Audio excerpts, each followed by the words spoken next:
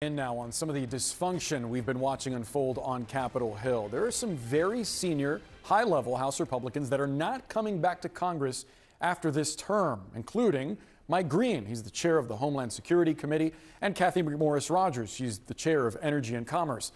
The veteran lawmakers are among nearly a dozen Republicans leaving the chamber. The exits follow a historic year of dysfunction, including the ouster of then House Speaker Kevin McCarthy and the failure of a landmark border bill that would have provided billions in aid to Ukraine and Israel that Speaker Johnson refused to take up. CNN's Melanie Zanona has details on this story. So, Melanie, what are you hearing from House Republicans who've decided that their time on Capitol Hill is up? Yeah, well, there are a lot of different factors that go into a decision like this. It is a very personal one. Members have cited family reasons. Some members are running for higher office. But one thing that me and my colleague Annie Greer really picked up on when we were reporting this story is that there is a deep level of frustration with just how dysfunctional this House majority has been this session of Congress, from all of the chaotic speaker drama to even just their struggle to pass basic procedural votes on the House floor. Just take a look at what some members told us on the record. Ken Buck, he's one of those retiring members, said, "We're not doing serious things." Carlos Jimenez, who was an ally of Kevin McCarthy, told us, "I thought that some of our members would be smarter."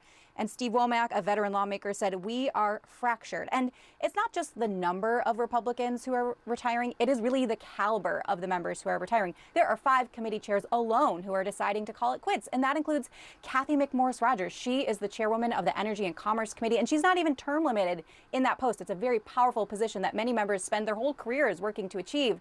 And then there's Mike Gallagher. He's only 39 years old. He was long seen as a rising star in the GOP, but he announced that he was retiring shortly after he voted against the impeachment of Alejandro Mayorkas, the Homeland Security Secretary. So there's a lot of concern for us right now about what this means for the Republican Party. A lot of these members have a ton of institutional knowledge that they will be taking out the door with them.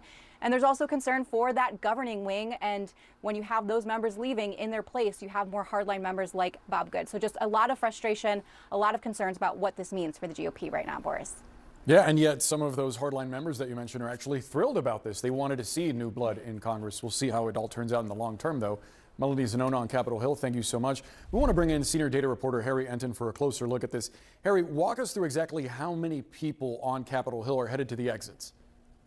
Yeah, Boris, you know, Melanie hit on the number of Republicans that are leaving, but there are a ton of Democrats who are also leaving the House. In fact, there are more Democrats who are departing the House of Representatives than Republicans. 25 Democrats, 23 Republicans. And that, to me, is the remarkable thing that's going on here. Look, there are plenty of years when more Republicans retire, a lot of Republicans, in years in which a lot of Democrats retire. But the fact that you're getting a bunch on both sides, that is what's so historically unusual here. In fact, I went back over the last 20 years or so and looked back to see, okay, at this point in Congresses, was there at least 23 folks leaving on both sides of the aisle?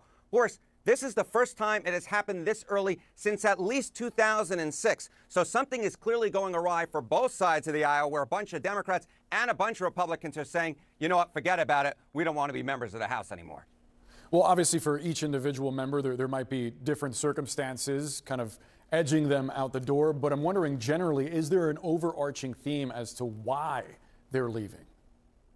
Yeah, I mean, it's because Congress isn't getting anything done, Boris. I mean, look at the number of bills and resolutions that have been passed on right now through the Congress. It's only been 39. That is a record low at this point in Congress since 1973. The prior low a decade ago, it was 83. So we're at less than half that level, right? So a lot of people have often complained outside of Washington, Washington doesn't get anything done. Well, that is certainly being the case this time around. And in fact, it's not just that Washington isn't getting anything done. It's that people hate Washington and hate Congress. I mean, what is Congress's approval rating at this point? It's 19%. So they're not doing anything. People hate Congress. That's why they're getting out of there. A lot of them are, Boris. Harry Enton, thanks so much for walking us through those numbers. Appreciate it.